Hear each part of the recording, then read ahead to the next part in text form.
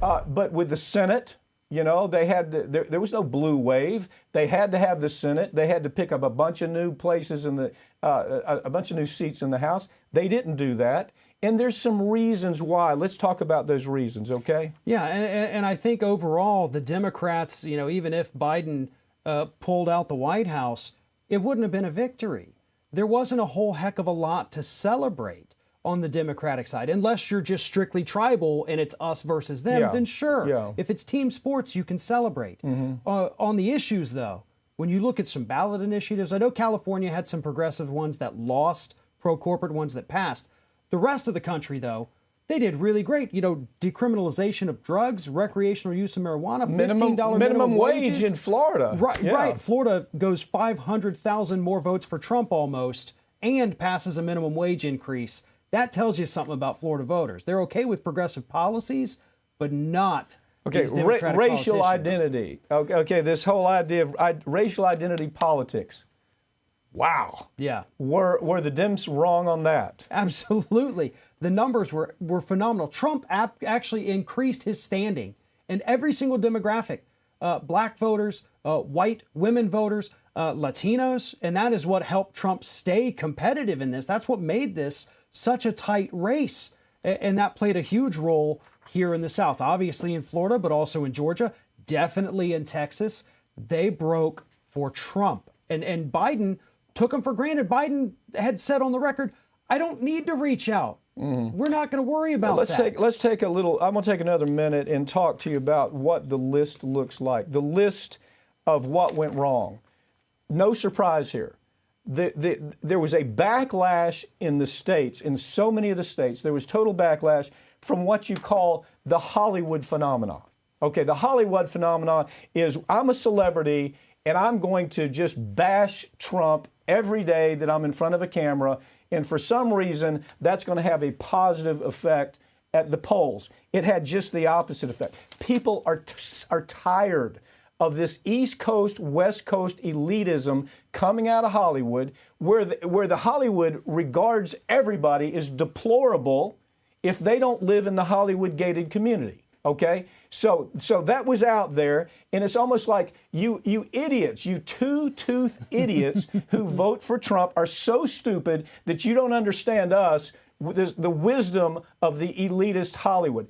It killed them. It killed them in the state races. It's very clear those numbers are coming out, aren't they? But what's interesting, it actually helped Trump.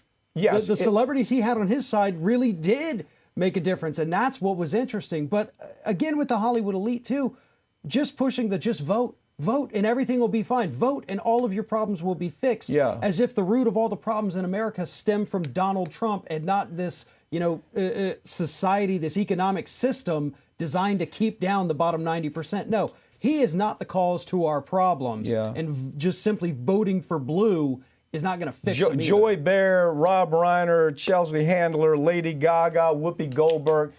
Come on.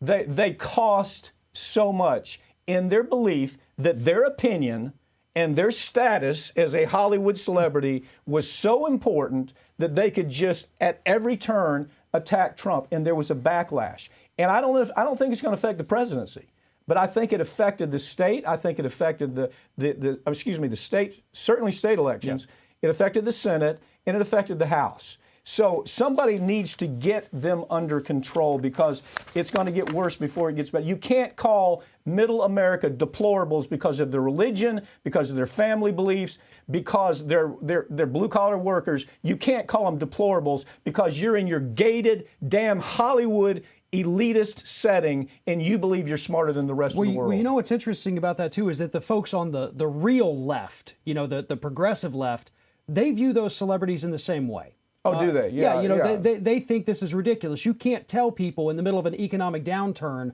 from your, porcelain swimming pool, oh, just vote for Biden, everything will be okay. Yeah. Farron Cousins, thank you for joining me, okay? Thank you.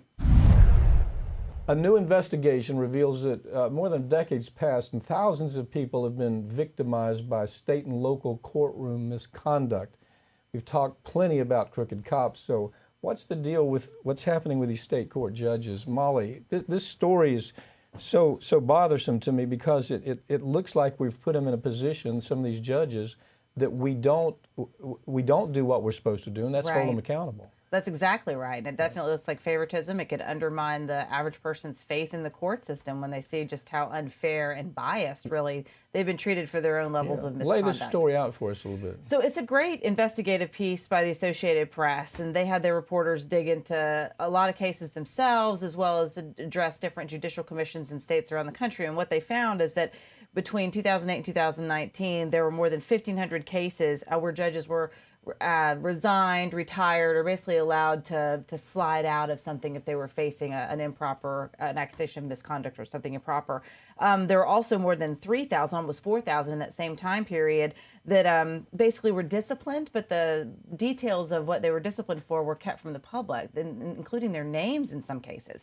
And they have a list of just the most outrageous things that they've done. Give us some examples of how bad this is. Yes, well, just some real short recaps real quick. In Utah, a judge sent a picture of a defendant's scrotum to other members of the court. In another case in California, a judge was having sex with an intern as well as a different attorney in his office. And these are not criminal, if you will, but there's certainly misconduct. There are other types of criminal behavior. There were several judges from Indiana that went to a conference and they got into a brawl at 3 a.m. in front of White Castle, and 2 of them ended up shot.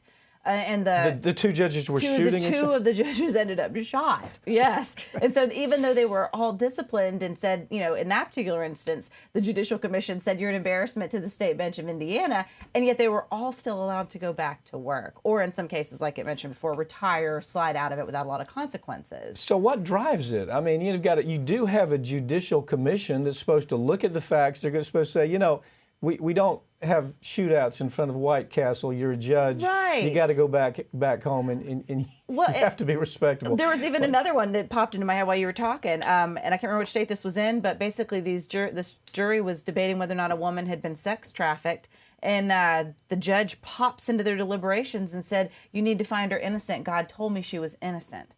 And yet, and he receives a slap on the wrist. So there's just, example after example, and it varies by state, but each state and the federal court, they also have their own judicial commissions, and that's how people file complaints. But the very nature of the way that you do that, and they use Alabama's example, can be intimidating and make it so that people are afraid to come forward, whether they're attorneys or average citizens, if they feel like they've seen some kind of misconduct or abuse of power. The system's set up to make it difficult for them to file a complaint. So an attorney knows something, a typical kind of situation. Right. An attorney knows that this judge is incompetent, shouldn't be on the bench, has done something totally outrageous. Yes. But it's really up to the lawyer to go to the commission and not just report, but actually work towards trying to get rid of that judge. You see, I think it breaks down. I think it breaks down with the lawyer. Most of the time, it's going to come through a lawyer. The lawyer not doing enough to follow through because they're terrified. Gee, if I lose this fight with this judge, then this judge is not only going to be going after me, but all his pals are going to be going after me too. That's right. And it can affect their clients and all of that. And that's exactly what they're talking about. This one, there was even a case in Alabama, and they use Alabama a lot as an example. There was a judge there that basically sentenced a woman to well over a year in jail for parking tickets. And it was a longer sentence than you would get for negligent homicide. During that time, her children were taken away, put in foster care. They were abused. She had to jump through hoops to even attempt to get to see them again. And there was another case of a judge in Alabama who was on their judicial commission to investigate complaints of misconduct against judges who had been found guilty numerous times of nepotism, even benefiting his own son, and yet he was allowed to stay on the bench. And the system they talk about with Alabama, if you wanted to file a complaint as an attorney or a citizen, you'd have to get that complaint in writing, notarized. So because it's notarized, if you lie, they determine they can even pursue you for perjury. And there's just a whole bunch of rings of fire that people have to jump through. How many with this story that you're talking about, did it give us a number of things that they would say this is serious misconduct that just went completely unattended? Yes. I mean, there were literally 3,600 cases, and the wayward judges, they say, were disciplined, but the details weren't released, so they were hidden. And they're actually also, this is another reason why they say it's intimidating for people to file complaints.